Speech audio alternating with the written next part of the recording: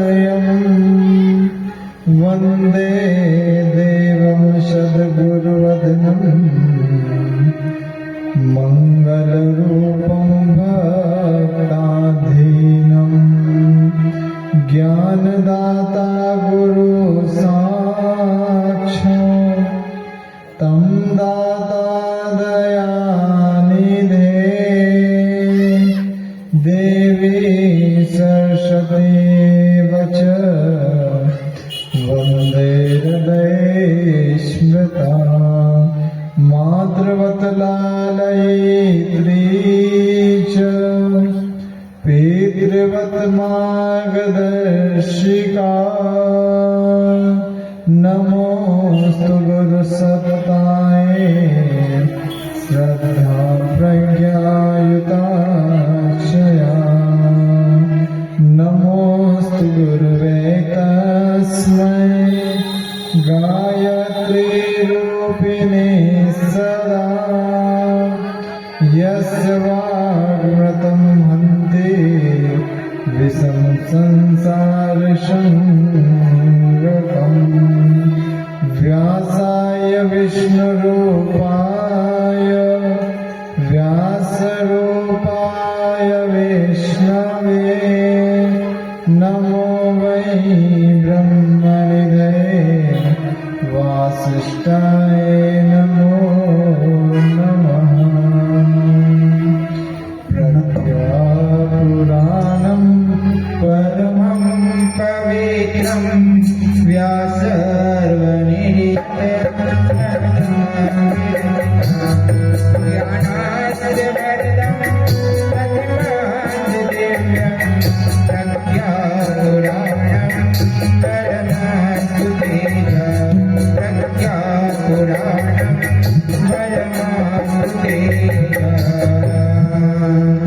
जनक सुता जग जननी जानकी अतिशय प्रिय करो निधान के ताके युग पद कमल मनायो जासु कृपा निर्मलयति पायो बंधु गुरु पद पदम परागा सुरुचि सुहास सहज अनुरागा मंगल भवन अमंगल हारी प्रभु सुदशरथ अजर विहारे महावीर बिनु बहु हनुमान राम काज यस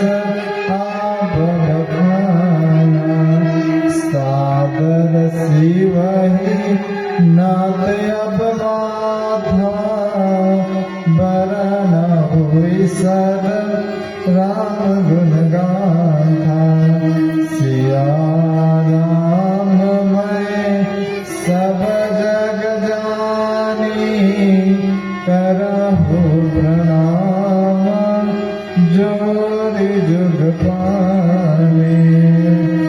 माँ गायत्री दीजिए यह शाश्वत वरदान, तीर बने मम साधना, सेवा कर्म कमान।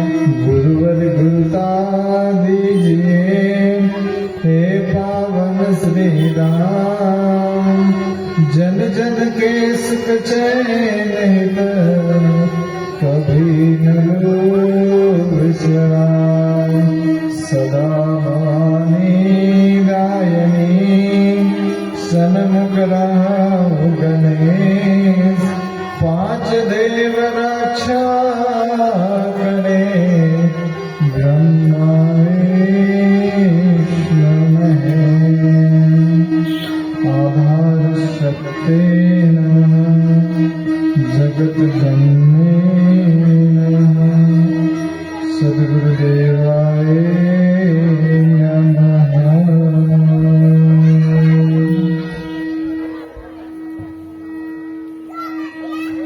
परम पूज्य गुरुदेव एवं परम वंदनीय माता जी के सूक्ष्म संरक्षण में बैठे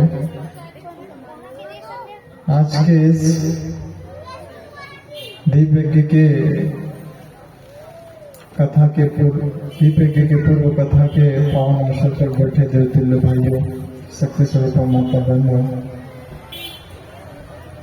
भाई बहनों, जो विगत 4-5 दिनों से कथा चली आ रही है, आज कार्यक्रम का 6वां दिन है। इसके पीछे उद्देश्य कोई ऐसा वाला नहीं भाई बहनों कि बहुत बड़ी कलश यात्रा निकाली, सैकड़ों लोगों को जुटाया, शोभा यात्रा निकाली, हमने अपना बल बताया, हमने अपना कौशल बताया, हमने अपनी कलाकारिता बताई, कितने सुसज्जित तरीके से झांकियां निकली, कितने कलश उठे ना उठे। इसके पीछे बराबर उद्देश्य ये नहीं था। हमारे परम पूज्य गुरुदेव का उद्देश्य हमेशा से क्या रहा? परम पूज्य गुरुदेव का उद्देश्य रहा भाई बहनों, मनुष्य में देवत्व का उदय और धरती पर स्वर्ग का अवतरण। मनुष्य में देवत्व आए तो आए कैसे? जो मनुष्य आज पशुवत व्यवहार कर रहा है, जो आज मनुष्य के भीतर पशुता का गुण आकर समा गया है, वो मनुष्य के भीतर देवत्व कैसे उदित होगा? परम पूज्य गुरुदेव की ये परिकल्पना है भाई। तो गुरुदेव ने सोचा कि मनुष्य के भीतर देवत्व कैसे आएगा। उन्होंने कहा कि हमारे भारतीय संस्कृति के 2 निर्माता हैं, एक तो है कि यज्ञ पिता और गायत्री माता। 2 व्यक्ति हैं भाई बोलो। एक यज्ञ पिता, आप सभी को पता है, जिस घर में जिस परिवार में पिता ना हो, उस परिवार का क्या हाल होता है? उस परिवार के ऊपर से संरक्षण हट जाता है। एक वट वृक्ष की छाया की तरह जो पिता का सहारा रहता है, वो हट जाता है। और भाई बहनों, आज हमारी संस्कृति के ऊपर जब यज्ञ का साया हट जाता है, तो भाई बहनों कहते हैं कि वो संरक्षक देवता जो कि यज्ञ भगवान है, हमारी संस्कृति के पिता है, वो बिना सहारे, उनके बिना सहारे हम लोग कैसे रह सकते हैं? और जो सद्बुद्धि की माँ है, कौन? गायत्री माता। जो सद्बुद्धि की देवी है गायत्री माता, जिसके बारे में भाई बहनों कहा जाता है कि वो वेदों की माता है, वो देवों की माता है, सद्ज्ञान सद्भाव के अधिष्ठात्री है। और वही गायत्री माता कि हम सभी लोग आराधक बने, भाई बहनों उपासक बने। गायत्री माता के जब हम उपासक बनते हैं तो कहते हैं कि जैसे बर्फ के पास में हम लोग बैठते हैं, तो बर्फ के पास में बैठे तो हम चाहे या ना चाहे शीतलता हमारे भीतर आने लग जाती है, ठंडक हमारे भीतर आने लग जाती है। आग के पास में जब व्यक्ति बैठता है तो व्यक्ति चाहे या ना चाहे उसके भीतर वो आग की अग्नि की उष्मा भीतर प्रवेश होने लग जाती है। उसी प्रकार जब भगवान के पास में हम लोग बैठते हैं, सद्गुणों के समुच्चय, भगवान किसे कहा गया है? किसे कहा गया है? सद्गुणों के समुच्चय को भगवान कहते हैं।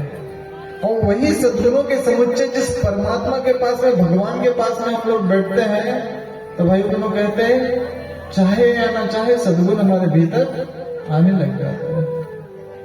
और जब सद्गुण आते हैं हमारे भीतर, तो जिस व्यक्ति के भीतर दुर्गुणों और अवगुणों की तुलना में सद्गुण अधिक होते हैं, उसी के भीतर भाई बहनों पे देवत्व विकसित होने लग जाता है। और जब देवत्व विकसित होता है तो वो पूजनीय हो जाता है, वंदनीय हो जाता है, पूजनीय हो जाता है, वंदनीय हो जाता है। क्यों हो जाता है? एक बार सारे के सारे राक्षस भगवान ब्रह्मा जी के पास में गए, क्योंकि वो जगत के पिता है, परम पिता है। जब ब्रह्मा जी के पास में गए तो ब्रह्मा जी के पास में जाने के बाद में उन्होंने पूछा, बोले भगवान एक बात बताइए, आप तो परम पिता है, ये देवता भी आपके बेटे, हम राक्षस भी आपके बेटे, लेकिन क्या बात है कि देवताओं को हर कोई पूजता है, देवताओं को हर कोई प्रणाम करता है, देवताओं की हर कोई स्तुति करता है, देवताओं को उपासना साधना आराधना हर कोई करता है, लेकिन हमारी कोई पूजा नहीं करता। क्यों? राक्षसों की पूजा करते हो आप लोग? राक्षसों की करते हो? कोई करता है राक्षसों की पूजा? क्यों नहीं करता है? यही प्रश्न राक्षसों ने परमपिता ब्रह्मा जी से कहा। बोले एक बात बताइए भगवान, हम भी तो आपके बेटे हैं, अरे देवता भी आपके बेटे हैं, लेकिन हमारा कोई पूजन नहीं करता, हमें हर कहीं धिक्कार रह जाता है, हमें हर कहीं ठुकराया जाता है, लेकिन देवताओं का हर कोई पूजन करता है, देवताओं को हर कोई पसंद करता है। तब परमपिता ब्रह्मा जी ने कहा कि बोले राक्षसों ऐसी बात नहीं है, तुम्हें ऐसा लगता है कि देवताओं का पूजन किया जाता है, तो एक काम करना, आज शाम को, आज रात्रि का भोजन मेरे यहाँ पर करना, मैं इन देवताओं को भी निमंत्रण दूंगा और तुम्हें भी निमंत्रण दूंगा, दोनों को मेरे घर पर आना है। अब भाई बहनों, परमपिता ब्रह्मा जी का निमंत्रण स्वीकार करके देवता भी पहुंचे और राक्षस भी पहुंचे। अब जब राक्षस पहुंचे और देवता पहुंचे, तो जैसे ही राक्षस आए, 56 प्रकार का सटरस युक्त भोजन बनाया गया। और जब 56 प्रकार का भोजन बनाया गया, तो 56 प्रकार का भोजन बनाने के बाद में कहते हैं कि भाइयों बहनों, राक्षसों के सामने एक शर्त रखी गई। कौन सी शर्त रखी गई? बोले जो चाहे वो भोजन करो, जितना चाहे उतना भोजन करो, लेकिन शर्त एक है। कौन सी शर्त है? बोले अपने कोहिनी को बिना मोड़े भोजन करना है। क्या करना है? कोहिनी को क्या करना है?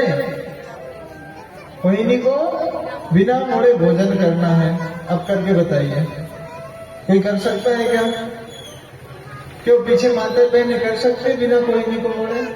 इधर भाई साहब लोग बिना कोहिनी को मोड़े भोजन कर सकते हैं।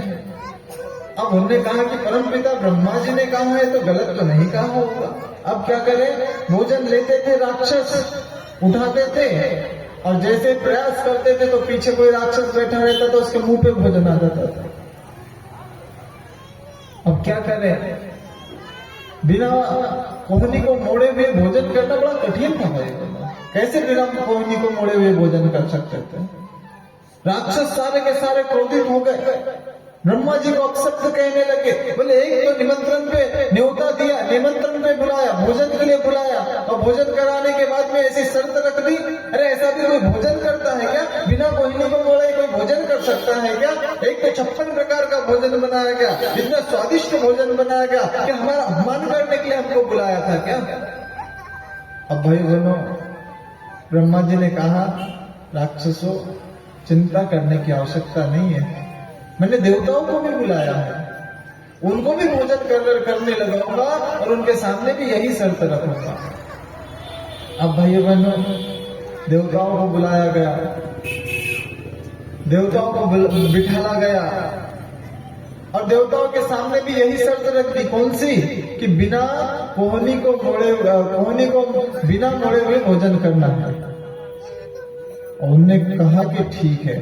देवताओं ने क्या कहा, अपनी रोटी मिल बांट कर खाना है। एक देवता सामने बैठ गया, 90 डिग्री के कोण पर दूसरा देवता सामने बैठ गया। इस देवता ने इसे प्रेम से खिलाया, उस देवता ने इसे प्रेम से खिलाया, बिना कोहनी को मोड़े हुए भोजन हो गया। तब भाइयों बहनों ब्रह्मा जी ने कहा कि राक्षसों और भगवान में यही अंतर है कि भगवान परिस्थिति के अनुसार अपने सद्बुद्धि का प्रयोग करते हैं और राक्षस बात बात पे क्रोधित हो जाते हैं। भाई बहनों, दैत्यों और देवताओं में क्या अंतर है, यही तो अंतर है। और हम जो सद्बुद्धि के उपासक है, हम जो गायत्री माता के उपासक है, वो गायत्री देती क्या है, वो सद्बुद्धि देती है। और देवता और दैत्यों में अंतर भी क्या है, वो सद्बुद्धि का ही तो है मेरे भाई, सद्बुद्धि का ही तो है। हम परिस्थिति के अनुसार अपनी बुद्धि का उपयोग करके देखें, परिस्थितियों से तालमेल बिठाकर देखें। परिस्थितियों से तालमेल बैठ गया तो भाई बहनों रामचरितमानस कहां से कहां चली गई, और परिस्थितियों से तालमेल महाभारत में नहीं बैठा तो भाई बहनों आपस में भाई भाई के बीच में झगड़ा हो गया। सद्बुद्धि का अभाव है भाई बहनों। आज हम लकीर के फकीर ना बने। लकीर के फकीर जब व्यक्ति बनता है तो कैसा होता पता है। एक महात्मा जी कह रहे थे, बोले सत्मार्ग पर चलना, सुकर्म करना। उन्होंने कहा कि सत्मार्ग पर चलना और सुकर्म करना, तो सु का मतलब क्या होता है, बोले स जहां पे भी आ जाए, शु जहां पर भी आ जाए, शु का मतलब होता है अच्छा। कुमार्ग का गमन मत करना, कुकार्य मत करना, कुकृत्य मत करना। तो एक सामने व्यक्ति बैठा था, वो समझ गया कि स और शु का मतलब होता है अच्छा और क और कु का मतलब होता है बुरा। अब उसने अपने हिंदी डिक्शनरी में स शब्द को हटा दिया और अपने सारे हिंदी डिक्शनरी में कु को हटाने के बाद में सु उसमें जोड़ दिया। अब भाइयों बहनों अब क्या हुआ, अब किसी ने उससे कहा कि बोले भैया शादी योग्य उम्र हो गई, अब शादी कर ले। उसने कहा अच्छा स शब्द आ रहा है, मतलब शादी कर लेना चाहिए, क्योंकि महात्मा जी ने कहा कि स का मतलब अच्छा, क्योंकि क शब्द तो गायब ही कर दिया उसने अपने हिंदी डिक्शनरी में से, क के जगह सब स लगा दिया। बोले शादी, हाँ शादी मतलब अच्छा होता होगा, तो उसने शादी कर ली। बोले शादी मिलके करके क्या मिलेगा, बोले ससुराल। बोले अच्छा स शब्द आ रहा है ना, ससुराल मतलब अच्छी बात है, ससुराल मिल जाएगा। उसके बाद में सास ससुर, अच्छा स, और क्या साला साली, अच्छा स शब्द आ रहा है मतलब शादी कर लेना चाहिए। अब शादी करने के बाद में कहते हैं पहली दीपावली आई। आपके तरफ भी जमाई साहब को बुलाते हैं कि पहली दीपावली में? नहीं बुलाता, होली पे बुलाता है। हाँ किसी भी त्योहार, होली, पहली होली आई। अब पहली होली आई तो दामाद साहब को बुलाया गया। अब कई क्षेत्र में दामाद को कुंवर जी कहते हैं, आपके तरफ क्या कहते हैं? हाँ दामाद कहते हैं। अच्छा, अब दामाद को कई क्षेत्र में कुंवर जी कहते हैं। अब जब पहला नया नया दामाद रहता है तो पूरे मोहल्ले को पता रहता है अरे वो अमुक के यहाँ पे दामाद आने वाला है, और वो केवल एक विशेष घर का दामाद नहीं, पूरे मोहल्ले वालों का दामाद रहता है। नगर बड़ा रहता है, नहीं तो छोटे मोटे गांव का तो पूरे गांव का दामाद रहता है। अब भाई बहनों वहां पे कुंवर जी बोलने की प्रथा थी। दामाद जी उतरे नहीं, सारे लोग चिल्लाने लगे अरे कुंवर जी आए, कुंवर जी आए, कुंवर जी आए, कुंवर जी आए। और उसको कु शब्द से नफरत थी। उसने कहा कुंवर जी नहीं, क्या कहना है, सुअर जी आए, सुअर जी आए, सुअर जी आए, क्योंकि कुछ शब्द उसने हिंदी डिक्शनरी में से निकाल दिया था भाई। ये लकीर का फकीर जो व्यक्ति बनता है ना, उसके साथ में ही स्थिति बनती है भाई। क्यों? क्योंकि उसने सद्बुद्धि को जागृत नहीं किया है ना, अंधविश्वासों को मान रहा है, कुरीतियों को मान रहा है। आज बड़े बड़े लोग मिलते हैं, पंडित जी एक बात बताइए, किस दिशा में पैर करके सोना चाहिए, किस दिशा में पैर करके नहीं सोना चाहिए। एक व्यक्ति आया, वो पूर्व की तरफ पैर करके सो गया। अब जब पूर्व की तरफ पैर करके सो गया तो भाई बहनों कहते हैं कि एक महात्मा जी आए। महात्मा जी ने कहा कि मूर्ख, इस भारतवर्ष में रहता है, इस भारतवर्ष का नक्शा तूने देखा है? अरे पूर्व में तो जगन्नाथपुरी है, भगवान जगन्नाथ नाराज हो जाएंगे। तू पूर्व में पैर करके सोता है। वो उठा और पश्चिम में पैर करके सो गया। जब पश्चिम में पैर करके सोया तो भाइयों बहनों एक और महात्मा जी आ गए। वो कहने लगा, बोले मूर्ख, इतनी अकल नहीं है तुझे? अरे भारतवर्ष में रहता है, भारत के नक्शे के हिसाब से पश्चिम में द्वारकापुरी है, भगवान द्वारकाधीश नाराज हो जाएंगे। उसने कहा, ना मैं पूर्व में पैर कर सकता हूँ, ना पश्चिम में कर सकता हूँ। वो उठा और उत्तर में पैर करके सो गया। जैसे वो उत्तर में पैर करके सोया तो भाइयों बहनों एक महात्मा जी और आए। उनने कहा कि बोले मूर्ख, अरे उत्तर में तो केदारनाथ है, बद्रीनाथ है, हरिद्वार है, इतने सारे धाम वहां उत्तर में है, भगवान शंकर जी नाराज हो जाएंगे। भाइयों बहनों उठा, उसने कहा कि ना मैं पूर्व में पैर कर सकता, ना पश्चिम में कर सकता, ना उत्तर में कर सकता, तो मैं पैर करूं किधर? अब एक दिशा बची थी, कौन सी? कौन सी? इसलिए पूछते हैं कि आपका ध्यान है कि नहीं है। अब दक्षिण में पैर करके सो गया। अब जैसे ही दक्षिण में पैर करके सोया तो भाइयों बहनों एक और महात्मा जी आए। और महात्मा जी क्या कहते पता है? बोले मूर्ख, तुझे इतनी अकल नहीं है? अरे दक्षिण में तो भगवान राम ने उनके ईश्वर रामेश्वर भगवान शंकर जी की अपने हाथों से शिवलिंग बनाई हुई है, और दक्षिण में पैर करके सोता है, और दक्षिण में पैर करके सोएगा तो भगवान रामेश्वरम नाराज हो जाएंगे। अब उसने सोचा, ना मैं पूर्व में पैर कर सकता हूँ, ना पश्चिम में कर सकता हूँ, ना उत्तर में कर सकता, ना दक्षिण में कर सकता, तो मैं पर करूं किधर? एक ऐसा खंबा खड़ा था। अब खंबा खड़ा था तो खंबे के सहारे वो सोने का प्रयास करने लगा, खंबे के सहारे खड़े खड़े। एक और महात्मा जी आ गए। बोले मूर्ख, तुझे इतनी अकल नहीं है? अरे इस धरती को भगवान शेषनाग ने अपने फन के ऊपर धारण करके रखा हुआ है, और यदि इस प्रकार से सोएगा तो माता पृथ्वी का अपमान होगा। अरे माता पृथ्वी का अपमान होगा तो होगा, जिस भगवान शेषनाग ने इस धरती को अपने फन पर धारण किया है, भगवान शेषनाग का अपमान हो जाएगा। उसने कहा, अच्छा अब मैं क्या करूं? ना पूर्व में पैर कर सकता, ना पश्चिम में कर सकता, ना उत्तर में कर सकता, ना दक्षिण में कर सकता, ना नीचे रख सकता, तो मैं रखूं किधर?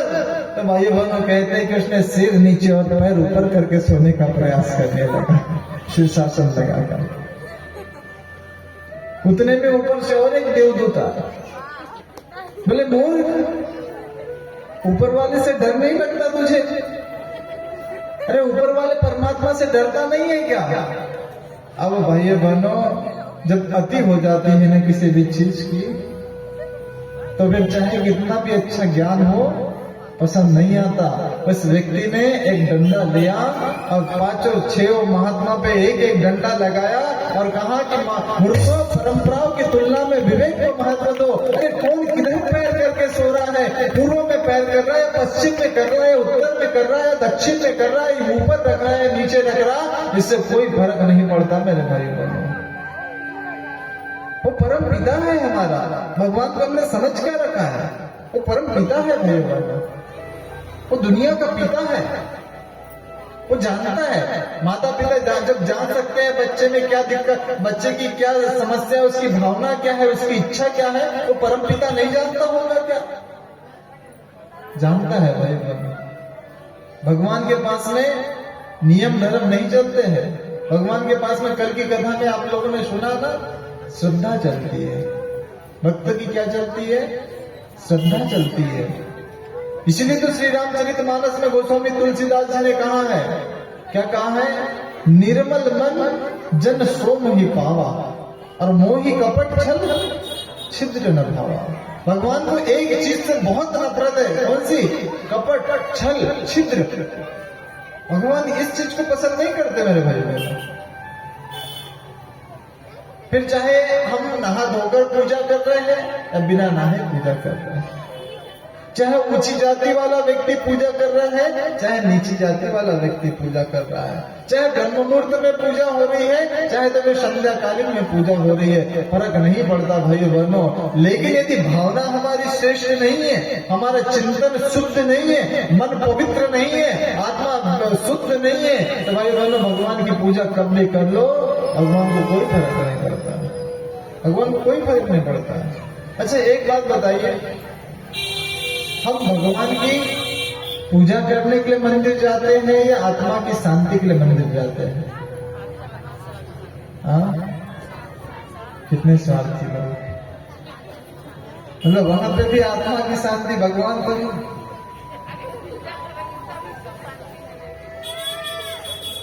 अम्मा कह रही पूजा करेंगे तभी तो शांति मिलेगी।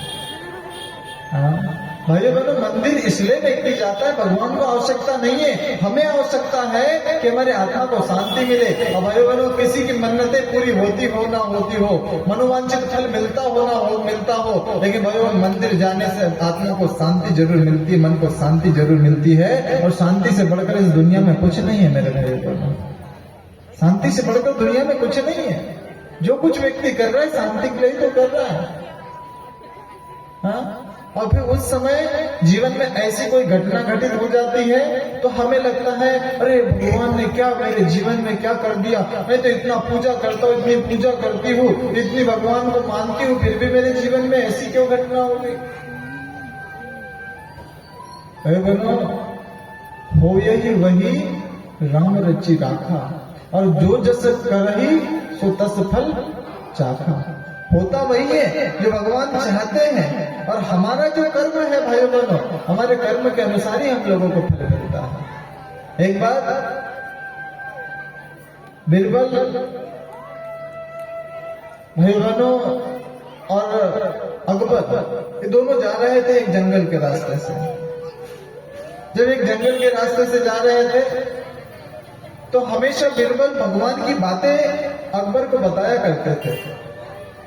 उन्होंने कहा कि बोले देखिए, भगवान जो भी करता है अच्छा करता है, और जो होता है वो भी अच्छा होता है। इतने में एक जंगली सुअर आया, और सुअर ने भाई बनो अकबर के पैर को चोट मार के चला गया।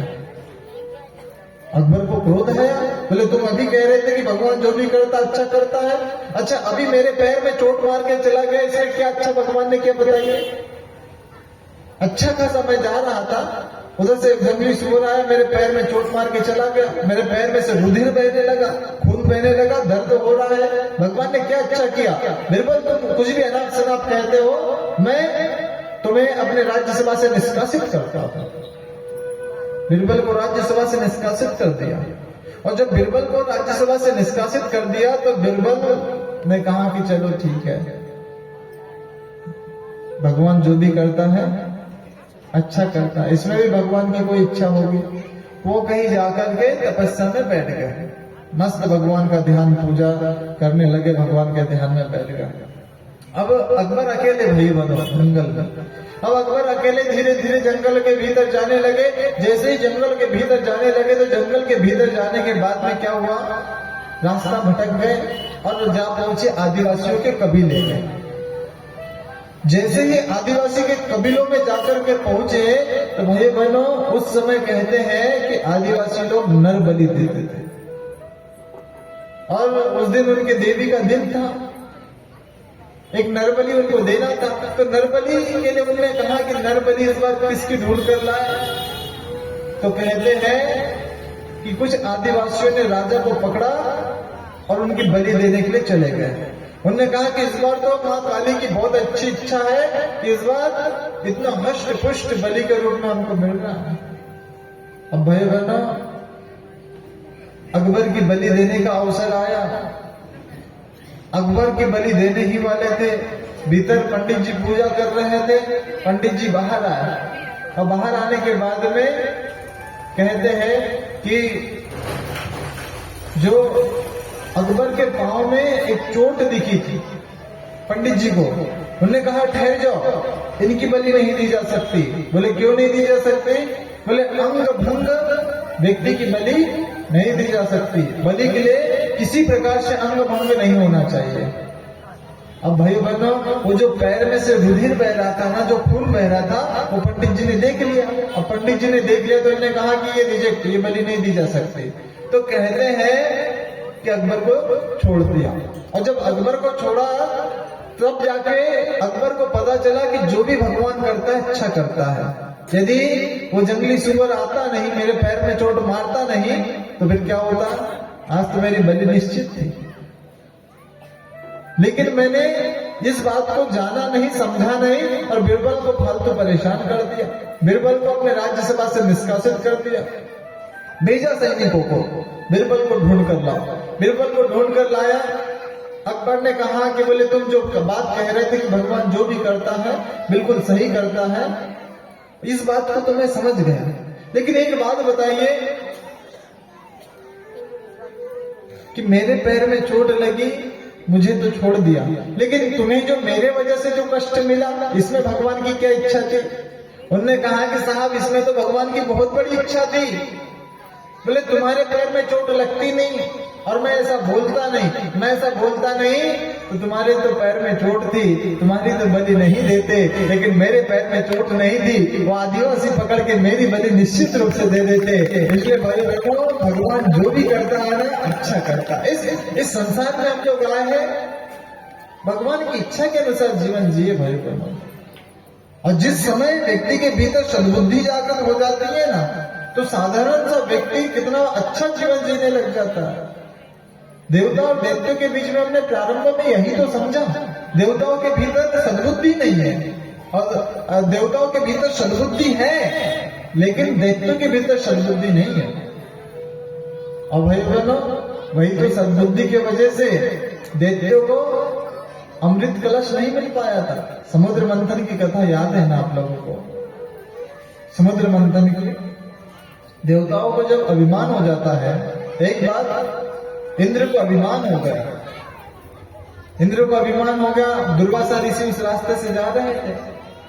दुर्वासा ऋषि जब दिखे, इंद्र ने प्रणाम किया, तो इंद्र ने प्रणाम किया तो भाई बहनों दुर्वासा ऋषि ने प्रसन्न होकर के, क्योंकि कहते हैं संत हृदय नवनीत समान। संतों का हृदय कैसा होता है? मक्खन के जैसा है। यदि संत प्रसन्न हो गए ना भाई बहनों, तो फिर जो चाहे वो दे देते हैं। हम भी आज एक संत महात्मा के दर्शन करके आए। यहाँ कोई सिद्धन पीठ है ना, वहां गए थे। पंडित जी ने हमको भी शाल भेंट करी। अब पंडित जी ने शाल भेंट की, तो इसी प्रकार भाई बहनों जब इंद्र दुर्वासा ऋषि को दिखे तो दुर्वासा ऋषि को एक माला भेंट कर दी उन्होंने। अब जब भेंट कर दी तो इंद्र में अभिमान था भाई बहनों। इंद्र ने अभिमानवश वो माला ली और अपने हाथी के गले में फेंक दी। हाथी माला का महत्व क्या समझे? हाथी ने माला को खेला और कहीं रास्ते में छोड़ दिया। कुछ समय बाद में दुर्वासा ऋषि का पुनः उस रास्ते से जाना हुआ। जब दुर्वासा ऋषि वहां से गए तो दुर्वासा ऋषि का जब जाना वहां से हुआ तो भाई बहनों कहते हैं कि वो माला उन्होंने पहचान ली कि मैंने ये तो माला इंद्र को दी थी, और इंद्र ने ये माला यहाँ पर फेंक दी।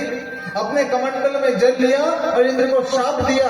बोले जिस राजपाट के वजह से, इतने वैभव के वजह से जो अभिमान तुम्हें आया है ना, मैं शाप देता हूं कि यदि तुम्हारे ऊपर कोई युद्ध कर दे तो ये सारा 3 लोक 14 भवन तुम्हारे हाथ से चला जाएगा।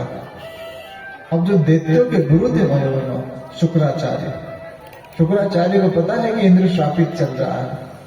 उन्होंने दैत्य को आदेश दे दिया, बोले इंद्र पे चढ़ाई कर दो, क्योंकि इंद्र शापित चल रहा है। अभी देवताओं को हराना कोई कठिन नहीं है। अब भाई बहनों क्या हुआ? दैत्यों ने देवताओं पर चढ़ाई कर दी, देवता हार गए। इंद्र के हाथ से 3 लोक 14 भुवन चला गया। अब क्या करे? अब वो भाई बहनों भगवान के पास चले गए।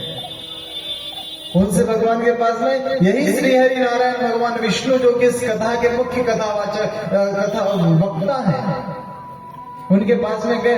बोले भगवान 3 लोक 14 भुवन सब दैत्यों के पास में चला गया। बोले अच्छा। बोले अब क्या करें? बोले अब एक काम करो, समुद्र मंथन करना चाहिए। और समुद्र मंथन एक ऐसा मंथन था भाइयों बहनों कि ना अकेले देवता कर सकते थे और ना ही अकेले राक्षस कर सकते थे। यदि समुद्र मंथन करना था तो इसमें देवता और दैत्य दोनों का आपसी मेहनत, आपसी पुरुषार्थ, आपसी संघर्ष लगना था। राक्षस मान गए, चलो समुद्र मंथन करते हैं, क्योंकि पता था समुद्र मंथन में से एक जो अमृत निकलेगा और अमृत को जो पान कर लेगा वो हमेशा के लिए, सदा सदा के लिए अमर हो जाएगा। अब भाई बोलो, कहते हैं समुद्र मंथन करना प्रारंभ किया, वासुकी नाग की रस्सी बनाई गई, मंत्रांचल पर्वत की मथनी बनाई गई। मथनी समझते हैं? हाँ।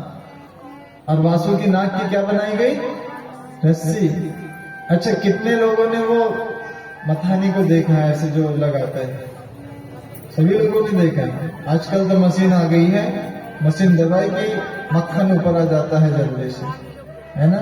लेकिन पहले हमारी माता बहनें ऐसी वो मथानी से खींचती थी और मक्खन ऊपर आता था। तो भाई बहनों, वासुकी नाग की रस्सी बनाई गई और मंदरांचल पर्वत की मथनी बनाई गई। अब वो कहते हैं यहाँ पे देखना, बुद्धि, सद्बुद्धि और दुर्बुद्धि का प्रभाव। देवताओं के भीतर क्या है? बोलो, क्या है? जिसने बोला सबको भगवान देते और एक बार अवसर देते हैं। देवताओं के भीतर क्या है? सद्बुद्धि। और राक्षसों के भीतर क्या है? दुर्बुद्धि। अब भाइयों बहनों, भगवान विष्णु के पास में जब आए, देवताओं की सबसे बड़ी खासियत होती थी कि भगवान के अनुसार चलते थे। जैसे हम किसके अनुसार चलते? गुरु के अनुसार। गुरु जैसे बताएंगे वैसे चलेंगे साहब। हमें नहीं पता दुनिया वाले कैसे हैं, लेकिन गुरु ने दुनिया देखी है। गुरु अपने बच्चों को, अपने शिष्यों को कभी गलत मार्गदर्शन नहीं देंगे। तब भगवान श्री हरि नारायण विष्णु ने कहा कि देवताओं सुनो, जैसा ही समुद्र मंथन होता है सबसे पहले तुमने जिद करना कि हम वासुकी नाग की मुंह के तरफ रहेंगे। अब देवताओं ने बिना पूछे कि भगवान क्यों, बिना पूछे कहां हो गए? वासुकी नाग के रस्सी के मुंह के तरफ। अब जब राक्षस पूछ के तरफ जाने लगे तो राक्षसों ने कहा कि छलिया विष्णु बड़ा होशियार है। यदि देवता मुंह के तरफ हो रहे हैं तो निश्चित रूप से मुंह के तरफ कोई ना कोई राज छिपा होगा, तभी तो देवता मुंह के तरफ हो रहे हैं। और सबसे पहले देवताओं ने कहा कि साहब हम मुंह के तरफ होंगे। अब भाइयों बहनों, राक्षसों के भीतर क्या है? दुर्बुद्धि। बुद्धि का उपयोग नहीं है ना। उनने कहा कि देखो सुनो देवताओं, समुद्र मंथन तो उसी शर्त पे होगा कि राक्षस वासुकी नाग के मुंह के तरफ रहेंगे। अब भाई बहनों, देवताओं ने कहा नहीं नहीं, हम सामने रहेंगे मुंह के तरफ, हमने पहले कह दिया। तो फिर इनने कहा कि अब तो वास्तव में कुछ न कुछ बात होगी, जब देवता इतनी जिद कर रहे हैं तो शायद हो सकता है अमृत कलश उनको जल्दी मिल जाए। तो भाइयों बहनों, कहते हैं कि देवता यदि ऐसी ही बात है, देवता वैसे ही श्रापित चल रहे थे। उनने कहा कि यदि ऐसी बात है तो फिर युद्ध करो और युद्ध में जो जीतेगा वो वासुकी नाग के मुंह की तरफ रहेगा। देवताओं ने कहा नहीं साहब, तुमसे युद्ध में कौन जीत सकता, तुम ही मुंह की तरफ हो जाओ। वासुकी नाग के मुंह की तरफ दैत्य हो गए और सारे के सारे देवता पूछ के तरफ हो गए। उन्होंने कहा कि एक सबसे बड़ी समस्या टली। कौन सी समस्या टली? आगे सुनना। अब भाई बहन, मंथन हुआ।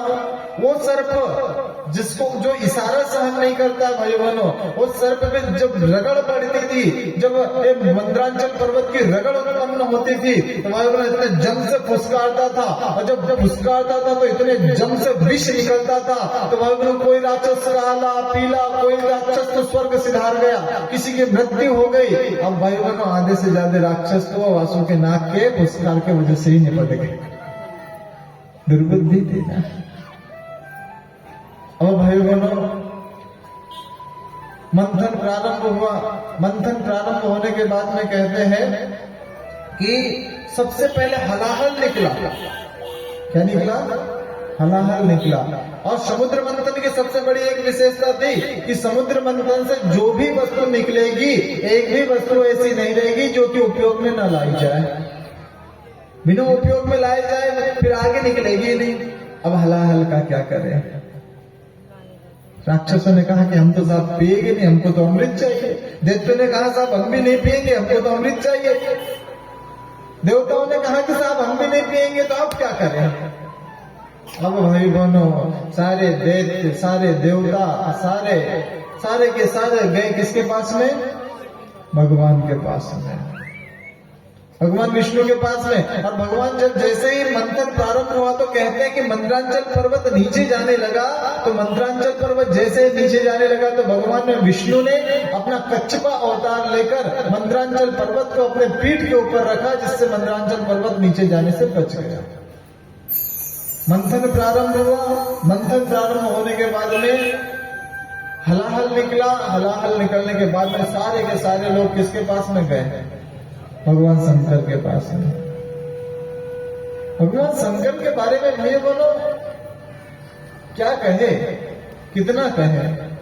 जगत गुरु है भगवान शंकर, और जगत गुरु है तो भाई बोलो कहते हैं कि भगवान शंकर की एक ऐसी विशेषता है कि जो भी उनके पास में आता है यदि सच्चे हृदय से आए तो भगवान शंकर उसको अपना बना लेते। भाई भगवान शंकर अपना बना लेते हैं।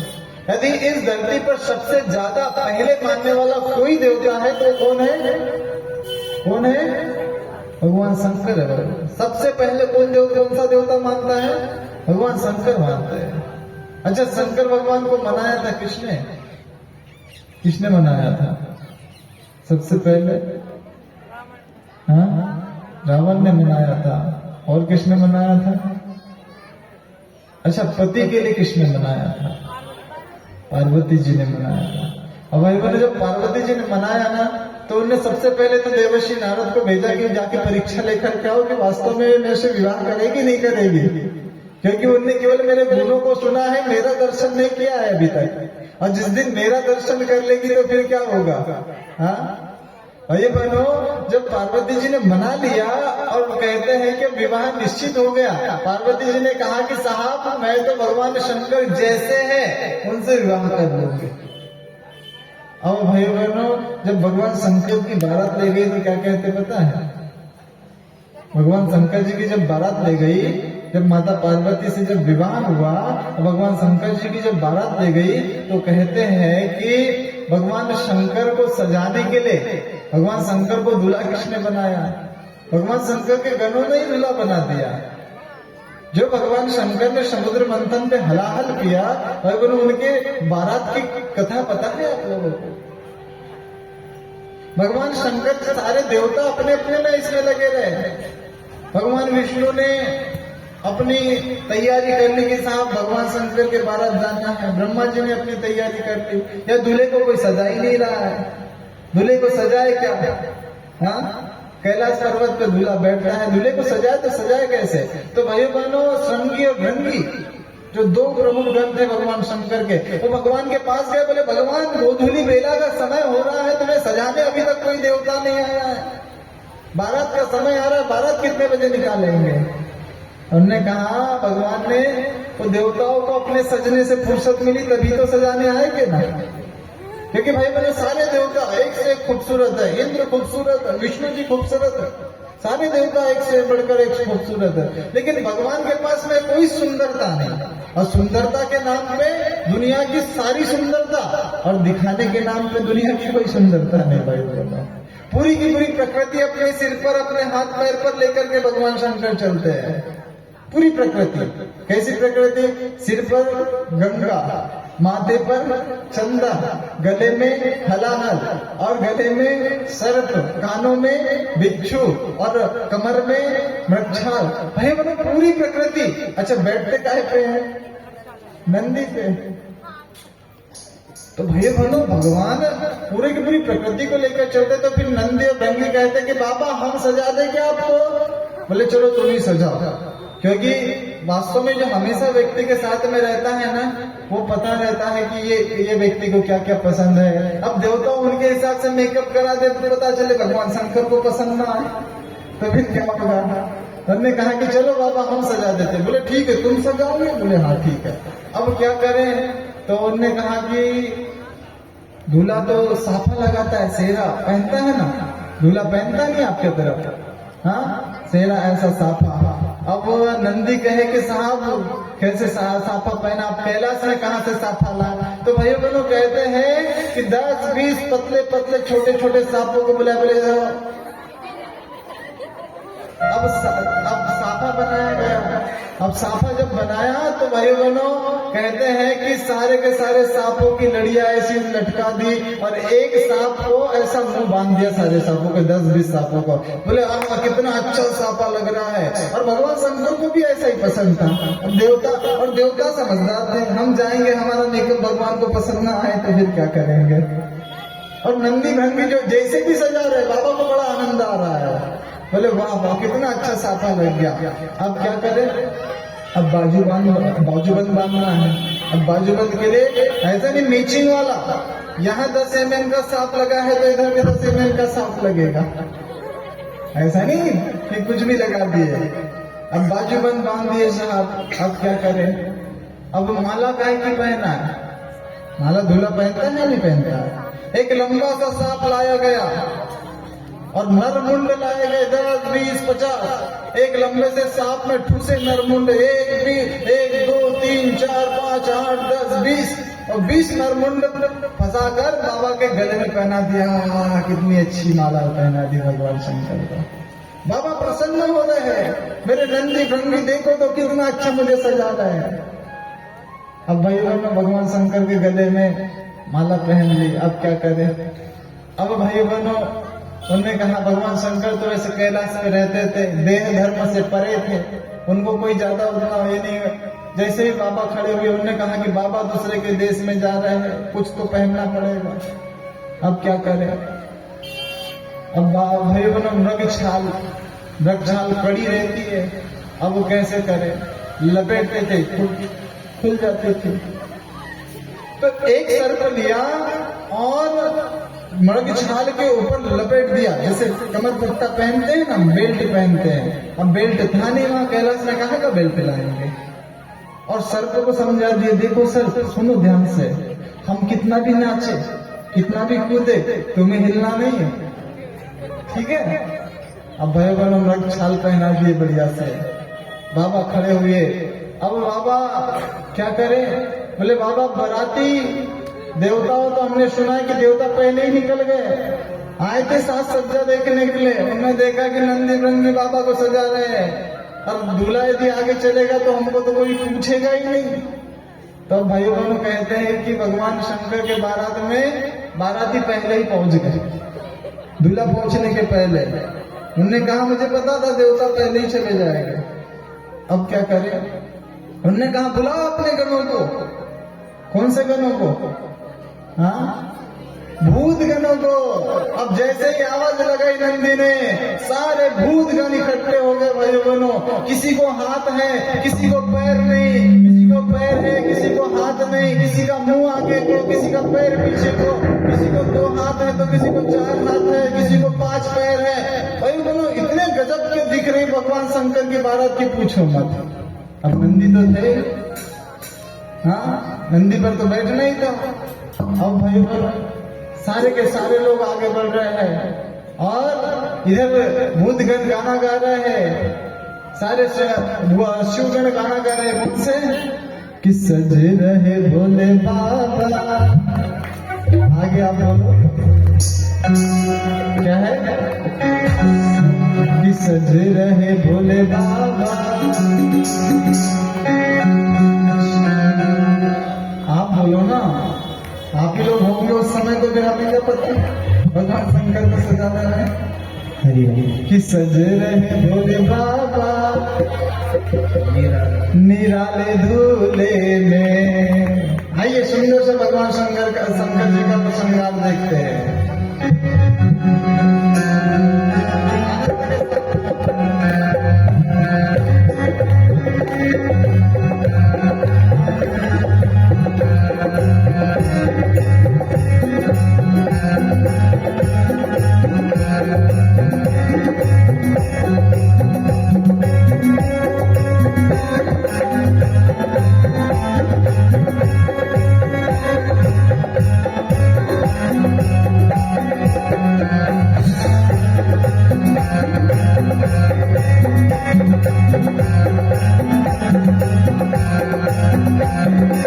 भोले बाबा निराले दूल्हे सजे रहे भोले बाबा निराले दूल्हे सजे रहे भोले बाबा निराले दूल्हे सजे रहे भोले बाबा निराले दूल्हे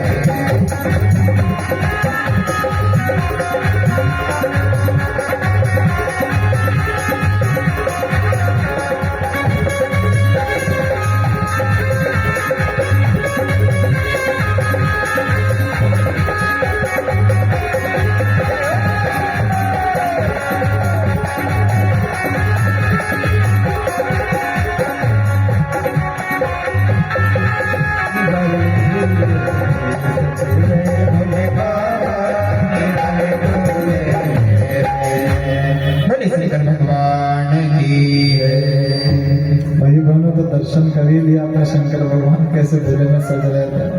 अब देवता जब पहले चले गए हिमाचल पर्वत जी के यहाँ पे, उनने सबसे पहले इंद्रदेव को देखा। अब एक बाराती पूछे, एक घराती पूछे, बोले क्यों आप ही दूल्हा हो ना? बोले नहीं मैं नहीं, मैं तो बाराती हूँ। अब भाई बोलो सारे तरफ ऐसा वातावरण है कि जब बाराती इतना सुंदर तो दूल्हा कितना सुंदर रहा होगा। इंद्रदेव को देखकर सारे के सारे लोग दूल्हे का अंदाजा लगा लिए। अब भाई बहनों पहले मोबाइल पे ऐसे व्हाट्सएप वगैरह तो थे नहीं कि फोटो भिजवा दी, अच्छा देखिए हमारी बेटिया के लिए जो अभी शादी जो जिससे होगी ना लड़का ऐसा दिखता है। हाँ बहुत बढ़िया, पहले फोटो थी नहीं। अब जब तक दूल्हा दुल्हन सामने सामने खड़े नहीं हो जाते तब तक दूल्हा कैसा दिखता, दुल्हन कैसे दिखती, घराती वालों को दूल्हा नहीं पता रहता था, बाराती वालों को दुल्हन नहीं पता रहती थी, है ना। एक शादी का पांडाली होता था जहां दूल्हा दुल्हन के दर्शन कर सके। अब भाइयों बहनों उसके पीछे इंद्रदेव के पीछे भगवान विष्णु जी आए। विष्णु जी आए, इतना सुंदर शांताकारम भुजगशयनम, इतना सुंदर रूप जब देखा तो रूप देखने के बाद में फिर एक घराती बोले आप ही दूल्हा है ना?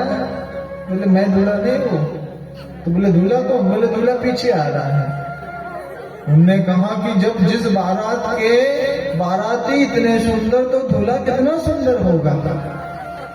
अब वही बनो कुछ देवतागण आए, देवतागण शरबत पी रहे हैं। बोले सुनो, देवताओं ने सलाह कर लिया अभी जो पीना है, जितनी मेहमान नवाजी करना है कर लो। बाबा की बारात आई ना तो कोई एक भी नहीं टिक पाएगा यहाँ पे।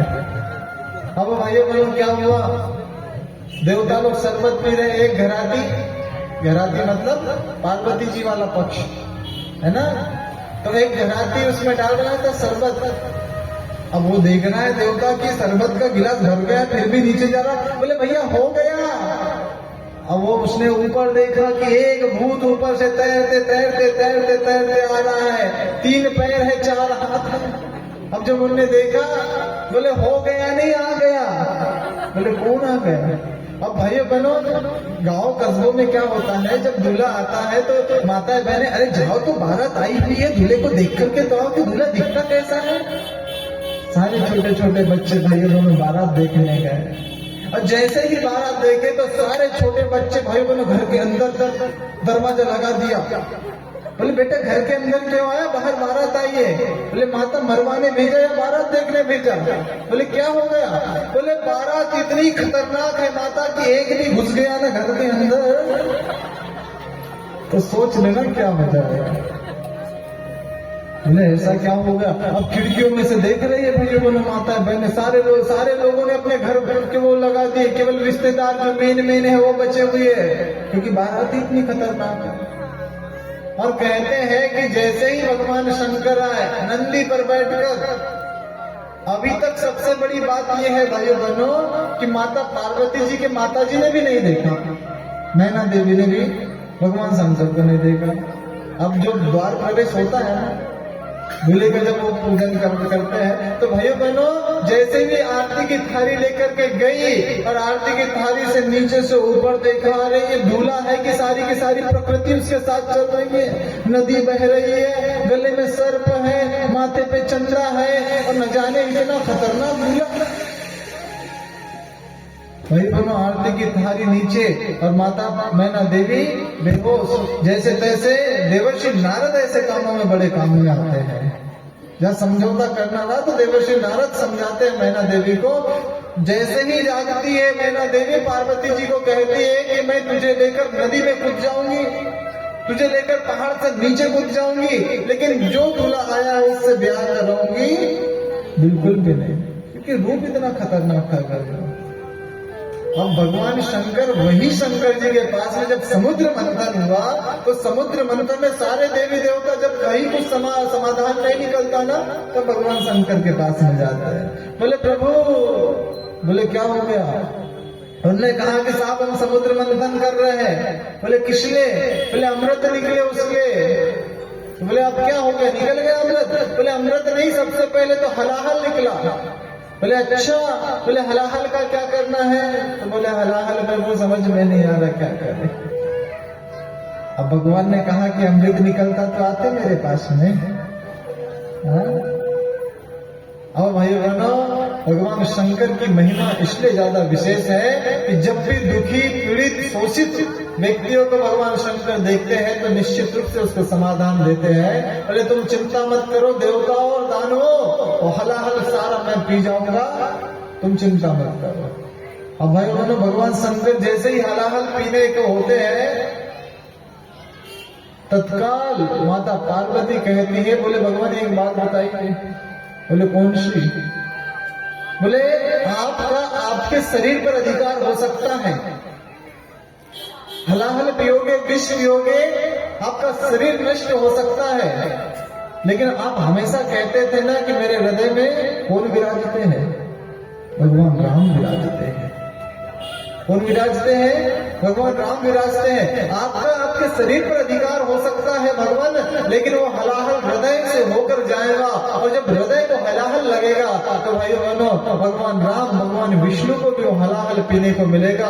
तो आप पिए, लेकिन वो हृदय के मार्ग से जाएगा तो हृदय में तो भगवान राम विराजेंगे, उन्हें वो हलाहल मिलेगा। तो भाई बहनों उन्होंने कहा कि जब ऐसी बात है तो देवी वो हलाहल हृदय तक पहुंचेगा नहीं, और भगवान शंकर ने भाई बहनों हलाहल को अपने गले में रोक लिया।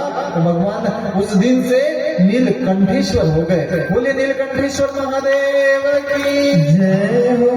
इतनी क्षमता है, इतनी क्षमता हलाहल को ना नीचे ना ऊपर। जीवन में भी ऐसे बहुत सारे हलाहल को पीना पड़ता है भाई बहनों, जो हलाहल को ना तो हम अंदर उतार सकते हैं और ना ही दुनिया वालों को दिखा सकते हैं। भगवान शंकर की एक प्रेरणा देते हैं कि ऐसे हलाहलों को ना कंठ के नीचे जाने दे, कंठ के नीचे जाएंगे तो हमें समस्या पैदा करेंगे, बाहर जाएंगे तो समाज वालों को समस्या पैदा करेंगे। अब भाइयों बहनों कहते हैं हलाहल भगवान शंकर ने पी लिया। हलाहल पीने के बाद में और मंथन प्रारंभ हुआ। मंथन होने के बाद में कहते कि जो गौ माता है ना, गौ माता किसे कहते हैं? गाय को। ये जो गौ माता है ना भाई बहनों, गौ माता भी उसी समुद्र मंथन में से निकली है। लक्ष्मी जी निकली। जब लक्ष्मी जी निकली तो सारे के सारे लोग, और लक्ष्मी जी जब समुद्र मंथन में से निकली तो सीधी माला लेकर के निकली। अब माला लेकर के निकली तो पता है लक्ष्मी जी न जाने किसके गले में माला डाल दे। एक तरफ दैत्यों की लाइन खड़ी है, एक तरफ देवताओं की लाइन खड़ी है, सबसे पीछे में भगवान विष्णु चुपचाप खड़े हैं, सबसे पीछे मनुष्य खड़े हुए हैं। अब माता लक्ष्मी ने देखा कि ये दैत्य के पास में बल तो बहुत अधिक है, लेकिन क्या नहीं है? सद्बुद्धि नहीं है, ज्ञान नहीं है। उसके बाद में ऋषियों की तरफ नजर गई तो इनने कहा कि इनके भीतर ज्ञान तो बहुत अधिक है, लेकिन बात बात पे क्रोधित हो जाते हैं। उसके बाद में मनुष्यों पर दृष्टि गई, उन्होंने कहा कि मनुष्य के पास में साधन तो बहुत सारे हैं, लेकिन स्वार्थी बड़ा है। तो भाई बहनों, मनुष्य के पास से भी आगे चली गई। उसके बाद में सबसे पीछे में खड़े हुए थे कौन? भगवान श्री हरि विष्णु। उनने कहा कि इनके पास में ज्ञान भी है, इनके पास में शांति भी है, इनके पास में सब कुछ है। अब भाई बहनों, एक ये बात याद रखना, जिस मनुष्य को बात बात में क्रोध आता है ना, लक्ष्मी उसके पास में टिकती नहीं है, लक्ष्मी उसके पास टिकती नहीं है। जो भोजन का अपमान कर दे भाई बहनों, अन्य देवता उसके ऊपर प्रसन्न नहीं हो सकते हैं। माता लक्ष्मी ने शांताकारं भुजग शयनम पद्मनाभम सुरेशम, ऐसे भगवान श्री हरि विष्णु के गले में माला डाली और माता लक्ष्मी का और भाई बहनों लक्ष्मी जी का और विष्णु जी का विवाह संपन्न हुआ। उसके बाद में फिर समुद्र मंथन हुआ। समुद्र मंथन में से भाई बहनों फिर सबसे अंत में क्या निकला? अमृत कलश। अब अमृत कलश निकला तो भाई बहनों वहां पे भी सबसे पहले दैत्य लेकर के भाग गए। राक्षसों ने वो अमृत कलश को लिया और भाग गए। और भागने के बाद में क्या हुआ? अब देवता भाई बहनों अब क्या कर रहे हैं? जिसके लिए मेहनत की थी वो तो हमारे हाथ में बचा ही नहीं। अब भाई बहनों देवता फिर भगवान के पास में गए। भगवान यदि भाई बहनों देवताओं की मदद बार बार न करते ना तो ये देवता नहीं कहलाते। अब देवताओं के पास में गए, लेकिन राक्षसों के पास में किस चीज की कमी थी? है कि सद्बुद्धि की कमी थी। अब अमृत कलश मिल गया तो वही लड़ने लग गए। बोले मैं बड़ा हूं, मैं पहले पीऊंगा, वो बोले मैं छोटा हूं, मैं पहले पीऊंगा। अब आपस में लड़ने लगे भाई बहनों। जब भगवान के पास में कहा तो बोले तुम चिंता मत करो, तुम मेरे पीछे पीछे धीरे धीरे आओ। अब भगवान ने सुंदर सा मोहिनी रूप का अवतार लिया। काय का? मोहिनी रूप का अवतार लिया। और जब मोहिनी रूप का अवतार भगवान ने लिया तो भाई बहनों कहते हैं कि जैसे ही मोहिनी रूप का अवतार भगवान ने लिया तो सारे के सारे दैत्य भूल गए कि हमको अमृत पीना है। वो अमृत किसके हाथ में दे दिया? वो देवी के हाथ में दे दिया। पहले अब तो ये देवी जो कहेगी जिसको दे देगी वो अमृत कलश पी ले, वो अमृत पी लेगा। अब भाई बहनों क्या हुआ?